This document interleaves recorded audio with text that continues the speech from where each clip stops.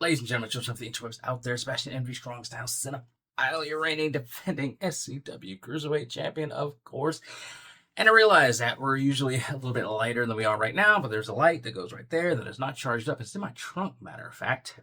Because I was helping my boy out last week with his shoot, his Creepin' spoof series, my boy Fabian14. Check it out on YouTube. And I didn't feel like going to get it and charging it up. I wanted to talk about the movie. It's already 3 o'clock in the morning. I went to see a 10:20 show. Let's geek about it for a scant few minutes because Ballerina, an incel's worst nightmare because it has Anna de Armas, who is not the biggest woman, not the strongest woman, but she's in there martial arting, getting into fights with dudes, winning fights with dudes. And we know that's those basement dwelling dude bros worst nightmare, seeing a woman win a fight with a guy in any sort of medium. She does that a lot.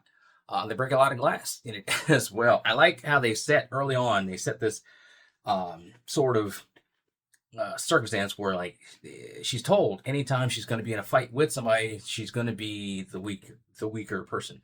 She's going to have to find the ways to think outside the box to beat them. She can't just beat them on strength alone. She has to think outside the box. She has to change the setting, the situation.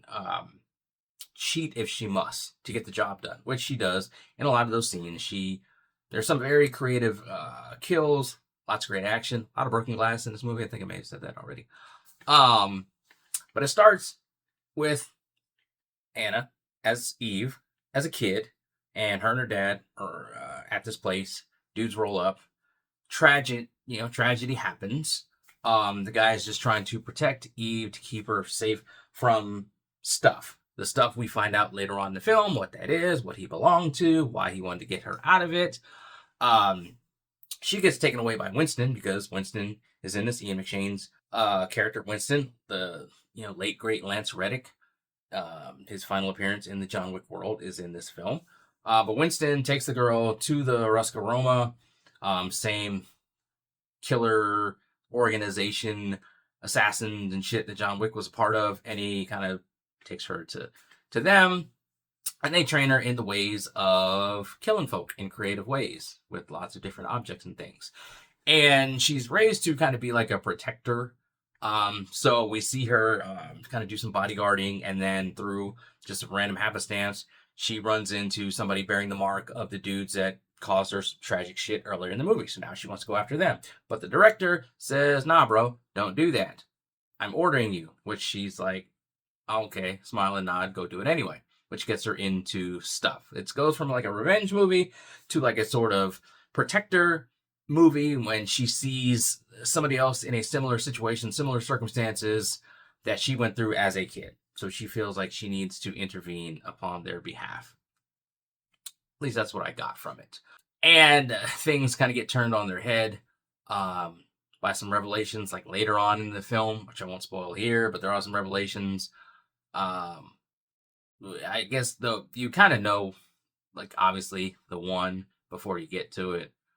The situation where she has to get to a specific destination and she has to drive through a village to get there. She's attacked at the village, and the circumstances that she's attacked at the village kind of threw me for a loop.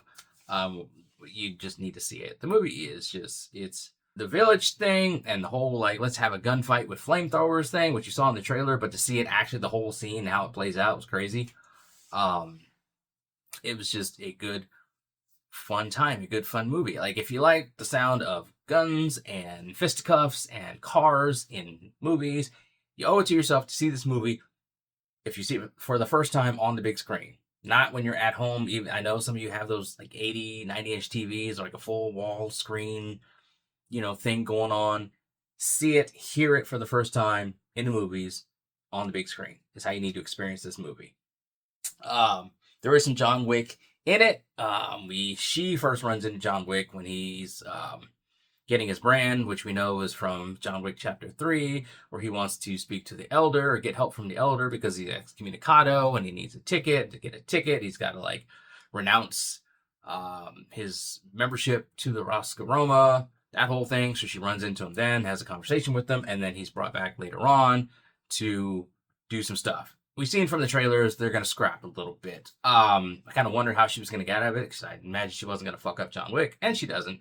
There's a way that they kind of, I don't want to say like reach an understanding, but there's a way, there's an out for both of them where they both look strong, like they're both protected, um, in the situation.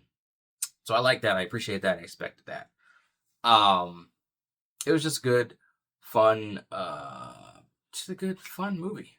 Feels kind of long in like the middle, not Mission Impossible long, but you'll feel it. Like you'll feel this is kind of a long movie. But it's good. In the end, it's good. It's satisfactory. Norman Reedus is in it as well. Don't know if he's going to play any sort of part in any sort of sequel. I like in one bit, there's the whole thing where John Wick goes like shopping for guns and armaments and stuff in the movies. They kind of do that here, but they kind of like mess with the formula a little bit, and I like that. I appreciate that. Just doing something a little bit different because we know that like they've built this world, and Ballerina takes place within this world, so some of the stuff is going to overlap. The customs, the culture, the continental from the John Wick movies are going to overlap on here. The use of gold and stuff, going shopping, all that shit's going to kind of overlap, cross over. They're all assassins like in this world. So I like that they did something a little bit of a tweak on the situation to lead us to another action scene where this chick is going off. It's like a gunfight, except with grenades. It was great. You see all like the grenade behind the door thing in the trailer. But just again, like the flamethrowers, to see the full scene and how she got to that point and the other stuff she did with it, great. It's fantastic. Like I said, go see the movie on the big screen. I'm curious to see if we get a sequel with this, what the box office numbers are for this. I'd like to see them go forward with this, go forward with the spinoff with Kane, with Donnie Yen, and just abandon this idea of trying to do a John Wick Chapter 5. I've seen online, I was reading earlier, where the guys behind it were admittedly having a tough time cracking the nut of the story. And I'm like, I just want them to begrudgingly come to the understanding that they cannot crack the nut on the story for a Chapter 5 for John Wick. Chapter 4 ended nicely with him most likely dead. Like, let's go with that. Let's stick with that. Let's not get diminishing returns off of having an older Keanu Reeves who has gone on record saying like this kind of shit's bad for his knees. He'd probably do another one. But he doesn't need to. Like, the story is good. Let's expand on the world. Let's continue to expand and embellish upon the world that we've built with the spinoff of Kane, with Ballerina, like we did. There's going to be a sequel to this movie. I hope there is. Let's continue to do that. Let John Wick had a 4-movie ride, and his story is done. It's like people wishing for more Thor and Iron Man and Captain America in the MCU. They have like 15 years, tons and tons of movies and shit. Let's move forward. Let's build.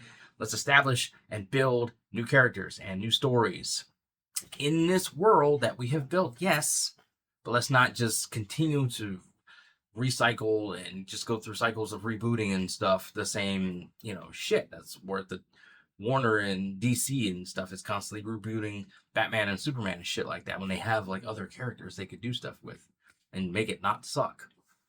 But I recorded this earlier. It was like way longer than this. It's like 3 a.m. I'm not trying to edit that, and I don't think I need to say all that. It's a good, fun movie. If you like John Wick, if you like the action of John Wick, which I do, I like the visuals. The grading on this film is like awesome. I want to study it and steal it or pay homage to it for some of my shit. I just like it. But if you like the story, the world building that they've done, like the John Wick character, go see this film. It's really good. Is it like the best of the franchise? No. I'll power rank it one after I see it again and really kind of sit there and think about it, watch the other ones again, and really think about it, where it kind of ranks in the hierarchy of the Wick franchise. But you should go see it. It's fun. It's a good way to spend this weekend. Go see it. Go help that opening box office so we can get another one of these, because I really want one. Please and thank you. But anyway, those are my thoughts on it, scattered as they often are. What do you guys out there think? Let me know in the comments below. Follow me on social media. Talk to me there. Talk to me here. Until next time, of course, and always, fuck Nazis and Nazi sympathizers. If you have a problem with that, fuck you too, because you have problems. Yeah. Let us geek.